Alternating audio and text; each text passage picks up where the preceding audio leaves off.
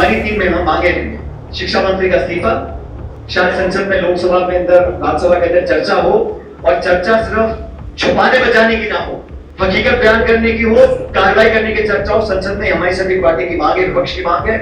और तीसरा, जो नौजवान बच्चे दिल्ली में जंतर मंतर गए थे, सैकड़ों के ऊपर केस कर दिए उनका जीवन खराब करने के लिए, तो हमारी मांग है पब्लिक मंच से कि इन बच्चों के ऊपर जो एफआईआर की है उसको विड्रॉ करें, सरकार माफी मांगे, शिक्षा मंत्री का इस्तीफा हो। आज लगभग 2.5 साल हो गया उस जांच को, किसी को नहीं पता कि उस जांच की रिपोर्ट क्या है, उस जांच की रिपोर्ट में दोषी कौन था, कौन जेल गया, किसका इस्तीफा हुआ, जिम्मेदारी किसकी थी, किसी को मालूम नहीं। ये बात समझनी पड़ेगी कि ये सरकार की कोई जांच की एजेंसी नहीं थी जिसने पता लगाया कि पेपर लीक हुआ, ये तो बच्चों को पता लगा। जब व्हाट्सएप पे सारे जो गेस्ट पेपर क्वेश्चन थे वो हूबहू मैच किए, फुल स्टॉप और कॉमा भी, जब बात प्रकाश पे आ गई तब मजबूरन सरकार को ये पेपर कैंसिल करना पड़ा। जब पेपर लीक होना, कैंसिल होना, अभी वो ऑनलाइन मार्किंग अलग चालू कर दी उन्होंने, सीबीएसई की बोर्ड नंबर आने चाहिए 700 उसके आ रहे 200, वो आ रहे बोलते मेरे ख्याल से।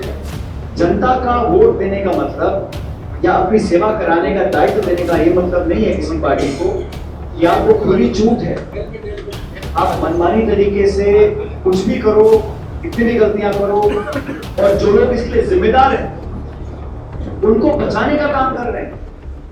गलती कोई भी कर सकता है, लेकिन अगर वही गलती वही व्यक्ति 5 बार कर रहा है तो सबक लेने की जिम्मेदारी किसकी है? जिन 2.5 दर्जन बच्चों ने अपनी आत्महत्या कर ली उनके लिए कौन जिम्मेदार है? कोई नैतिकता, कोई जज्बात उन नेताओं में भी होने चाहिए जो सत्ता में बैठे।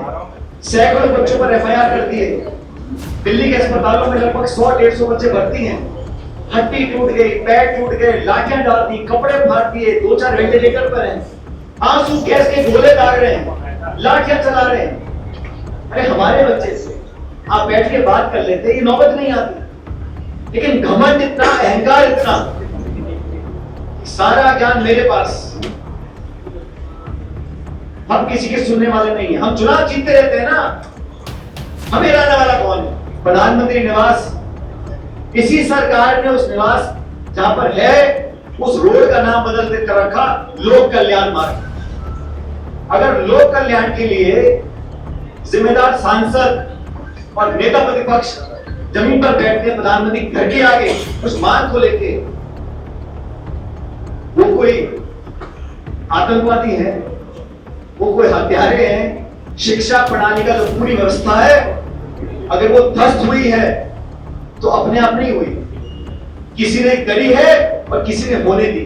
राष्ट्रीय अध्यक्ष विनोद जाखड़ साहब, हमारे जिला कांग्रेस कमेटी के अध्यक्ष सुनील शर्मा जी, हमारे विधायक भाकर जी, मनीष यादव जी, अमूल्य पुनिया जी, जी, विधायक आनंद चोपड़ा जी, राज जी, साहब, अवध खान जी, और आप सब लोग जहाँ मौजूद हो।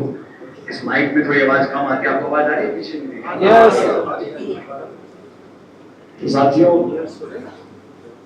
जो कुछ पिछले 2-3 दिनों में हुआ देश में वो हम सबने देखा, और एक लंबे समय से कुछ ये बातें आती थी, बेरोजगारी बढ़ रही है, छात्रवृत्ति रोकी जा रही है, नौजवानों को जिस सलाह की, जिस पायदान की जरूरत है वो सरकारें नहीं दे पा रही। ये धीमी धीमी बात चल रही थी। लेकिन आज से 2 साल पहले जब नीट का पेपर लीक हुआ तो उसमें सरकार ने जांच बिठा दी, सीबीआई की जांच। अब देश में सबसे बड़ी जांच सीबीआई की होती है। आज लगभग 2.5 साल हो गया उस जांच को, किसी को नहीं पता कि उस जांच की रिपोर्ट क्या है, उस जांच की रिपोर्ट में दोषी कौन था, कौन जेल गया, किसका इस्तीफा हुआ, जिम्मेदारी किसकी थी, किसी को मालूम नहीं। फिर दोबारा नीट का पेपर लीक हुआ और मेरे ख्याल 22-23 लाख बच्चों ने पेपर दिया, पेपर कैंसिल हो गया। ये बात समझनी पड़ेगी कि ये सरकार की कोई जांच की एजेंसी नहीं थी जिसने पता लगाया कि पेपर लीक हुआ, ये तो बच्चों को पता लगा। जब व्हाट्सएप पे सारे जो गेस्ट पेपर क्वेश्चन थे वो हूबहू मैच किए, फुल स्टॉप और कॉमा भी, तब बच्चों ने कहा जयपुर दिल्ली में कि भाई पेपर बहुत पहले से चल रहा है। तब जब बात प्रकाश पे आ गई तब मजबूरन सरकार को ये पेपर कैंसिल करना पड़ा। दर्जनों लोग पकड़े गए राजस्थान में, डिटेन किया, उनके खिलाफ एफआईआर नहीं करी। एफआईआर महाराष्ट्र में किन के नाम, दो चार का नाम करी एफआईआर। और जब पेपर लीक हो गया, इतने लाखों बच्चों को सदमा लगा, तब सरकार ने कहा हम दोबारा नीट की पेपर कराएंगे और कराया। अभी मेरे ख्याल जून में पेपर हुआ नीट का दोबारा।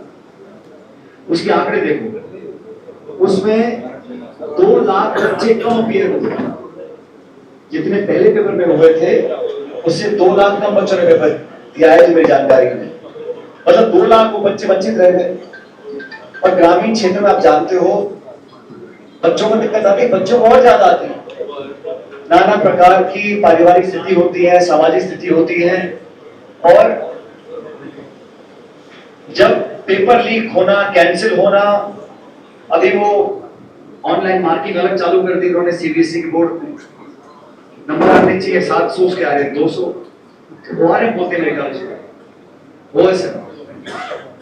ओएसएम में गफला चल रहा है। जो न्यू एजुकेशन पॉलिसी है वो अपने आप बड़ी कंट्रोवर्शियल है। 12 साल से जिन लोगों को सत्ता की जिम्मेदारी दी है, और ये मैं इसलिए नहीं कह रहा हूं कि मैं विपक्ष में हूं, जनता जिसको चुन कर भेजती है वही सरकार है। आज राजस्थान और दिल्ली में भाजपा की सरकार है तो है, जनता ने चुनी है। लेकिन जनता का वोट देने का मतलब या अपनी सेवा कराने का दायित्व देने का ये मतलब नहीं है किसी पार्टी को कि आपको खुली छूट है, आप मनमानी तरीके से कुछ भी करो, कितनी भी गलतियां करो। और मुझे खेद है कि इस देश में जो सब नौजवानों की बात करते हैं, हर दल नौजवानों की बात करता है, चाहे वो प्रधानमंत्री हो, मुख्यमंत्री हो, कोई नेता हो, नौजवानों की बात। लेकिन जिन नौजवानों के भविष्य को आप उजड़ता हुआ देख रहे हैं और जो लोग इसके लिए जिम्मेदार हैं उनको बचाने का काम कर रहे हैं। गलती कोई भी कर सकता है, लेकिन अगर वही गलती वही व्यक्ति 5 बार कर रहा है तो सबक लेने की जिम्मेदारी किसकी है? और एक मंत्री और उसको बचाने के लिए पूरी सरकार लगी है, पूरा प्रशासन लगा है, पूरी पुलिस लगी है। दिल्ली में 2 दिन पहले जो हजारों लाखों बच्चे इकट्ठे हुए, क्या हमारे देश के बच्चे नहीं हैं? क्या वो सिर्फ कांग्रेस और विपक्ष के लोगों के बच्चे हैं? किसी एक विचारधारा के नहीं। उन सबको लगा हम कुंठित महसूस कर रहे हैं, हम जाके बात किसको करें? 1 महीने तक जब संवाद हुआ नहीं, बात सुनी नहीं गई, तब इतनी भीड़ इकट्ठी हुई। उसके बाद सरकार ने क्या किया? आज भी तो आप संवाद की बात कर रहे हैं। आपने ना संवाद किया, ना संपर्क किया, ना सम्मान दिया, ना उन जज्बातों को समझा। अभी हमारी बहन बोल रही थी, बच्चा 8वीं में, आज से चिंता है माँ बाप को कि 4 साल के बाद क्या सब्जेक्ट चुनेंगे, कहां से कोचिंग कराऊंगी, कहां से ट्यूशन के पैसे लाऊंगी, कहां पे मेस का पैसा होगा, कैसे हॉस्टल में जाकर रहेगा, कैसे पढ़ाई करेगा। वो किताब ट्यूशन तो भूल जाओ। जो राहुल गांधी जी ने कोटा में कहा, अपने पूरे भाषण में राहुल जी ने एक बार नाम नहीं लिया बीजेपी का, कांग्रेस का। उन्होंने कहा इस देश के नौजवान हमारी सामूहिक संपत्ति है, सरकारें आती रहेंगी, लेकिन जो बच्चा ओवरएज हो गया, जिन 2.5 दर्जन बच्चों ने अपनी आत्महत्या कर ली, उनके लिए कौन जिम्मेदार है? कोई नैतिकता, कोई जज्बात उन नेताओं भी होने चाहिए जो सत्ता में बैठे हैं, या सिर्फ शासन करने के लिए है? इतने लाखों परिवार पीड़ित हैं, दुखी हैं, और ये सिलसिला थमा नहीं है। अभी महाराष्ट्र में एक और तो पेपर लीक हुआ। जब पेपर लगातार लीक हो रहे हैं, रोकने की संभावना नहीं है, आपने कहा नेशनल टेस्टिंग एजेंसी बनाएंगे, एनटीए। इस एनटीए ने क्या मापदंड देखिए, वो बन गई है नेशनल ट्रॉमा एजेंसी। उस एजेंसी को चलाने वालों में कोई अधिकार नहीं। अंततः जब जीना साफ करते हैं तो पानी की बाल्टी नीचे नहीं फेंकते, ऊपर से फेंकनी पड़ती है ताकि पूरी गंदगी साफ हो जाए। सबने क्या मांग रखी कि बहुत हो गया, हम चाहते कि शिक्षा मंत्री इस्तीफा दें, और अब उस मंत्री पद का फायदा भी क्या? आपकी साख नहीं बची, आपको तो घृणा की दृष्टि से देख रहे हैं। अब इस्तीफा एक बात, बर्खास्त होना अलग बात है। हम सब की मांग थी कि आप इनको बर्खास्त करें। सैकड़ों बच्चों पर एफआईआर कर दिए। दिल्ली के अस्पतालों में लगभग 100-150 बच्चे भर्ती हैं। हड्डी टूट गई, पैर टूट गए, लाठियां डाल दी, कपड़े फाड़ दिए, 2-4 वेंटिलेटर पर हैं। क्या उनके माँ बाप नहीं थे? क्या लालच लेके वो जंतर मंतर आए थे? आंसू गैस के गोले दाग रहे हैं, लाठियां चला रहे हैं। अरे हमारे बच्चे से आप बैठ के बात कर लेते, ये नौबत नहीं आती। लेकिन घमंड इतना, अहंकार इतना, सारा ज्ञान मेरे पास, हम किसी के सुनने वाले नहीं है। हम चुनाव जीतते रहते हैं ना, हमें हराने वाला कौन है? अरे चुनाव जीतना वो अलग विषय है, कैसे जीत रहे हैं, क्या कर रहे हैं। लेकिन जब सत्ता में इंसान आता है तो उसके कंधों पर पूरी जिम्मेदारी होती है, एक नागरिक की, एक समाज सेवक की और एक राजनेता की। आज जो लोग सत्ता में बैठे हैं उनको अगर नौजवानों की परवाह नहीं तो हमारी जिम्मेदारी नैतिकता से बनती है कि हम उनकी बात को उठाएं। कल नेता प्रतिपक्ष खड़गे जी राज्यसभा में और नेता प्रतिपक्ष लोकसभा राहुल गांधी जी धरने में बैठे हैं। हाँ, कुछ लोग बोलते हैं अरे धरना देना तो जाके जंतर मंतर में बैठो। अरे वहां तो बैठे महीने भर से, किसकी नींद उड़ गई, क्या कार्रवाई कर ली? और माफ करना, प्रधानमंत्री निवास, इसी सरकार ने उस निवास जहां पर है उस रोड का नाम बदल कर रखा लोक कल्याण मार्ग। अगर लोक कल्याण के लिए जिम्मेदार सांसद और नेता प्रतिपक्ष जमीन पर बैठते, प्रधानमंत्री घर के आगे उस मार्ग को लेके, वो कोई आतंकवादी है, वो कोई हत्यारे हैं, वो आपके साथी है संसद में, उनकी बात सुननी चाहिए थी। जिस प्रकार वो खदेड़ा गया, हम सब वहां मौजूद थे। हाथों से, कपड़ों से खींच खींच कर, बसों में ठूस के आप थाने में उनको पटक के रखे घंटों भर तक। ये कैसा लोकतंत्र है? आज से पहले भी नेता प्रतिपक्ष हुआ करते थे, आज से पहले भी अनशन हुआ करते थे, धरने होते थे, मूवमेंट होता था। लेकिन जो सरकार में बैठे लोग थे वो संवाद करते थे। हम सरकार में थे, मुझे याद है मनमोहन सिंह प्रधानमंत्री थे, बड़े आंदोलन हुए अनेक प्रकार के मुद्दों को लेकर। हर बार कोई कमेटी गई, कोई मंत्री गया, कोई संवाद करने गया, उनकी बात को सुना, कुछ मांगे मानी, कुछ नहीं मानी गई। लेकिन एक ऐसा माहौल बना कि टकराव ना हो। ये चाहते टकराव है, पुलिस का नौजवानों से, हिंदू का मुसलमान से, गांव का शहर वाले से टकराव होता रहेगा, उनकी अपनी गाड़ी चलती रहेगी। लेकिन ये समय देश के लिए चुनौतीपूर्ण है। और मैं आप सबसे आग्रह करता हूं, जो चिंताएं हमारी बहनों ने, हमारी साथियों ने व्यक्त करी, हर परिवार में कोई ना कोई लड़का लड़की है जो पढ़ाई कर रहा है, जो जीवन में कुछ बनना चाहता है। छोड़ दो भाजपा कांग्रेस को फ्रंटली, इस देश की संस्थाएं, यहाँ के कॉलेज, यहाँ की यूनिवर्सिटीज, क्या माहौल बना रखा है। और मैं तो हर मन से बोलता हूं, शिक्षा प्रणाली का जो पूरी व्यवस्था है, अगर वो ध्वस्त हुई है तो अपने आप नहीं हुई, किसी ने करी है और किसी ने होने दी। ये जो माफिया बना हुआ है कोचिंग का, ट्यूशन का, बड़े बड़े सत्ताधारी लोगों का, पेपर लीक ऐसे हो जाता है क्या? कितने गरीब बच्चे हैं जो 20-20 करोड़ रुपए देके पेपर खरीद लेंगे? इतने पैसे इकट्ठे करने के लिए कोई तो सरगना होगा। और बार बार बोला जाता है बड़े मगरमच्छ पकड़ लेंगे। अरे भाई, सबसे बड़ा जो जिम्मेदार होता है वो घर का मुखिया होता है। शिक्षा विभाग जिसको सालों साल आप चलाने को दिए हैं, उनकी भी कुछ जिम्मेदारी होगी, वो करना नहीं चाहती। लेकिन राहुल गांधी जी ने, मैं सबको देखा, राहुल जी, प्रियंका जी, तमाम हमारी महिला सांसद, सब लोग, हर उम्र के लोगों को उठा उठा के बसों में डाल रहे हैं, ले जा रहे हैं। लेकिन मैं इस मंच से धन्यवाद देना चाहता राहुल गांधी जी का।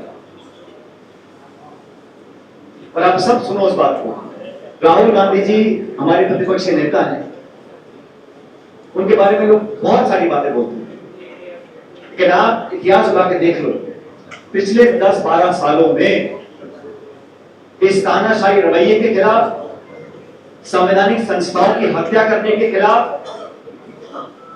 टकराव करने वाली सरकार के खिलाफ, एक क्रूर सरकार जो पुलिस, लाठी, एजेंसी सब पे डालना चाहती है, इस नेता ने कभी समझौता नहीं किया। उन पर केस डाले, पूछताछ करी, ईडी का, सीबीआई का, तमाम कर दिया, उनकी माता पे कर दिया, लेकिन कभी भी आप बता दो मुझे एक बार भी अगर राहुल गांधी ने कदम पीछे किया और बहुत से नेता है, लेकिन कहीं ना कहीं कभी ना कभी किसी की नस दबा देते हैं। तो राहुल गांधी की नजर में लिहाज तक लोगों को चाहे कुछ कर ले, तो मुझे खुशी होती है कि विपक्ष कर रहे हैं। मैं तो अब सब नौजवानों से आग्रह करूंगा कि हमें भविष्य की तरफ देखना है, हमें नाउम्मीद नहीं होना, हमें हौसला नहीं खोना। व्यवस्था बदलेगी, जमाना बदलेगा, और जो लोग दमन की राजनीति करते हैं, जो नौजवानों के जीवन से खिलवाड़ करते हैं, उनको भी जाना पड़ेगा। आज चुनाव कोई नहीं है। मैं कल दिल्ली में था, मैंने कहा कोई चुनाव नहीं है, लेकिन चुनाव ना होना मतलब आपके अंदर आत्मा मर जाती है, और सिर्फ चुनाव के समय जागती है। ऐसे कौन से महामानुष हैं? हम सब के अंदर अंतरात्मा है, उसे जागाने की, पहचाने की जरूरत है। और मैं तो शर्मा जी सुझाव में देना चाहता हूं, हमारी टीम में हम मांगे हैं शिक्षा मंत्री का इस्तीफा, शायद संसद में, लोकसभा में अंदर, राज्यसभा के अंदर चर्चा हो, और चर्चा सिर्फ छुपाने बचाने की ना हो, हकीकत बयान करने की हो, कार्रवाई करने की चर्चा हो। संसद में हमारी सभी पार्टी की मांग है, विपक्ष की मांग है। और तीसरा, जो नौजवान बच्चे दिल्ली में जंतर मंतर गए थे, सैकड़ों के ऊपर केस कर दिए उनका जीवन खराब करने के लिए, तो हमारी मांग है पब्लिक मंच से कि इन बच्चों के ऊपर जो एफआईआर की है उसको विड्रॉ करें, सरकार माफी मांगे, शिक्षा मंत्री का इस्तीफा हो, और जिन बेगुनाह मासूम बच्चों ने इस शिक्षा व्यवस्था को लेकर अपनी जान ली है, आत्महत्याएं करी हैं, मैं भी कुछ परिवार से मिलकर आया हूं। मुझे लगता है कि उन परिवारों को मदद करनी चाहिए, और अगर सरकार बोलती है कि हमारे पास प्रावधान नहीं है, कोई कानून नहीं है या पैसा नहीं है, तो मेरा हाथ जोड़ के निवेदन है सरकार से, केंद्र की सरकार से, कि आपकी नाक के नीचे जब भगवान राम के अयोध्या मंदिर में जो चंदा चोरी हुई है ना, उस चोरी का जो पैसा है उसको जब्त करके उन परिवार वालों को दे दो।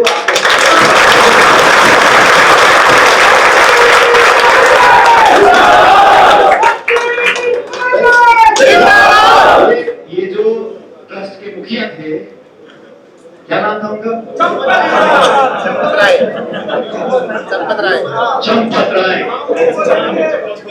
चंपत राय जी कोई चुनाव जीतने नहीं गए वहां पे, उनको किसी ने बनाया होगा वहां मुखिया। अब चंपत राय जी मंदिर जमीन खरीद से लेके, निर्माण से लेके, और अब जब भांडा फोड़ हो गया, पता नहीं कितने करोड़ रुपए जो चंपत कर गए, उस पैसे, वो पैसे तो सरकार के पास होंगे ना जो जब्त किए हैं, तो उसमें से उन गरीब परिवारों को मदद तो क्या कहेंगे, लेकिन कुछ पश्चाताप करने के लिए अगर करना है तो चंदा चोरी के पैसे को उन परिवार वालों को दो, उनके बच्चे बेचारे चले गए दुनिया से।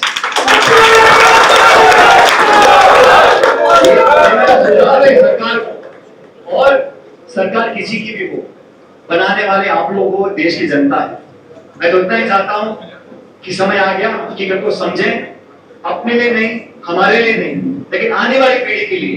जो सपने आपने देखे हैं, अगर उनको पूरा करना है, अभी शर्मा जी बोल रहे थे, दुनिया में ऐसा कोई देश नहीं है साथियों जो अशिक्षित रह गया हो, जहां बहुत बेरोजगारी हो और देश आगे बढ़ गया।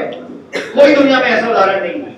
अगर बच्चों को शिक्षा नहीं दे पाएंगे, रोजगार नहीं दे पाएंगे, और सबसे बड़ी बात, उनका विश्वास दोबारा कायम नहीं कर पाएंगे, तो हम जो भी काम करते हो, नौकरी करते हो, व्यवसाय करते हो, राजनीति करते हो, उसका कोई मतलब नहीं है। आने वाली पीढ़ी को मजबूत, सशक्त, शिक्षित बनाने के लिए हम सबको मिलकर काम करना पड़ेगा। आज जो कार्यक्रम हुआ, राहुल जी ने शुरू किया, मैं भी आज आप सबसे मिलने के लिए आया हूं, और ये जो गूंज है छात्रों की, ये सिर्फ जयपुर में नहीं पूरे देश में सुनी जानी चाहिए, क्योंकि जो लोग आज डंडा लेके बैठे हैं दिल्ली में, उनको सिर्फ यही आवाज सुनाई देती है। बाकी तो चीजोरी वाले बहुत लोग हैं, लेकिन नौजवान जब खड़ा हो जाएगा, नौजवान की अच्छी बात क्या है? मैंने कई लोगों के स्टेटमेंट देखे जो जंतर मंतर गए थे, बहुत चला यूट्यूब के अंदर, मुझे सवाल पूछ रहे थे कुछ समझदार पत्रकार।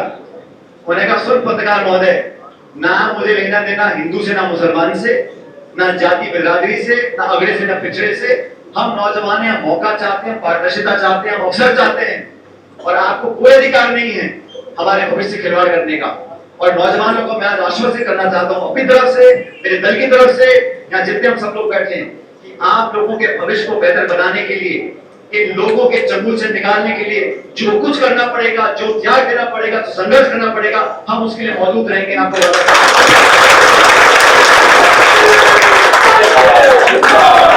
आपसे निवेदन है, इस नौजवानों की क्रांति को एक स्थायी रूप देने के लिए, एक सकारात्मक रूप देने के लिए लोगों के बीच में जाएं, लोगों में इस बात का प्रभाव डालें कि सत्ता में जो लोग बैठे हैं वो हमको अन्यथा ना लें। नौजवान का जोश, नौजवान का अनुशासन उसकी कमजोरी नहीं है, इस बात को समझनी पड़ेगी। आज आप हमारे राकेश मीणा जी ने इस कार्यक्रम को आयोजित किया, मैं उनको धन्यवाद देना चाहता हूँ।